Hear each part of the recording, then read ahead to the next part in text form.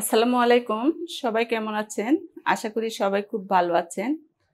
আজ আমি আপনাদের সঙ্গে শেয়ার করব ডিম পটলের বিরান। ডিমের অনেক রকমের বিরান হয়। আমি আজকে খুব সহজভাবে আপনাদের তৈরি করে দেখাবো খুবই কম মশলায় এই ডিম পটলের বিরান।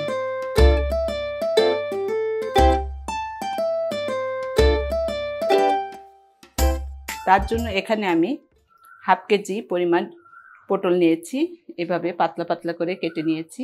আর যতটুকু সম্ভব মাঝখান থেকে বিচিগুলা ফেলে দিয়েছি। আর নিয়েছি 6 পিস ডিম। ডিমগুলো একটু আমি নাইফের সাহায্যে এভাবে চিড়ে নিয়েছি। এখন আমি সরাসরি রান্নাতে চলে যাব। কড়াই আমি পরিমাণ মতো তেল দিয়ে দিলাম, লবণ দিয়ে দিলাম, হাফ চামচ হলুদের গুঁড়া দিলাম, হাফ চামচ মরিচের গুঁড়া দিলাম। এখন আমি ডিমগুলো দিয়ে দিব।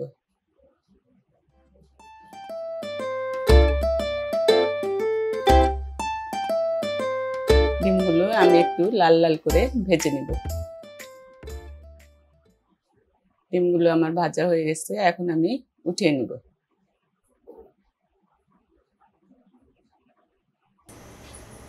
হ্যাঁ, আমি এই প্যানেই রান্নাটা করব, এই জন্য একটু পেঁয়াজ কুচি দিয়ে দিলাম 2টা।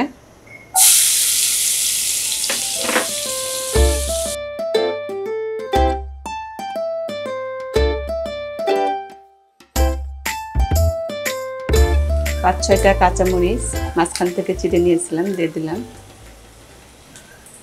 2টা রসুনের কোয়া কুচি করে নিয়েছিলাম, এটা দিয়ে দিলাম।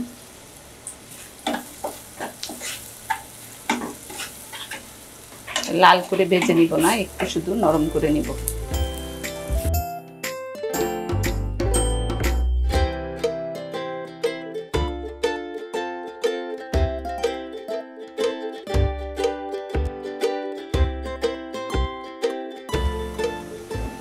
এখন পটলটা এর মধ্যে দিয়ে দিব।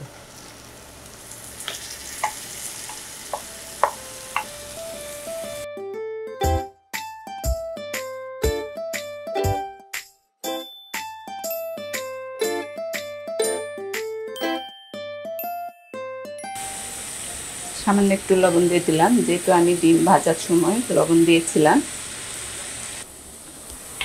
আমি এটা ঢেকে রান্না করব 5 মিনিটের মতো। ফিরে এলাম 5 মিনিট পর।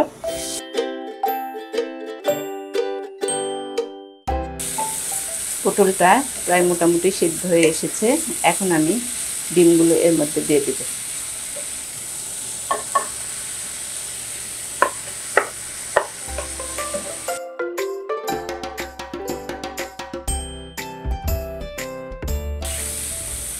রান্নাটা হয়ে গেছে, দেখতে পাচ্ছেন পটলে আর কোনো পানি নেই, তেল ছেড়ে দিয়েছে। এখন আমি এটা চুলা থেকে নামিয়ে পরিবেশন করব। তৈরি হয়ে গেল আমার ডিম পটলের বিরান। আমাদের সবার বাসায় ডিম থাকে সব সময়।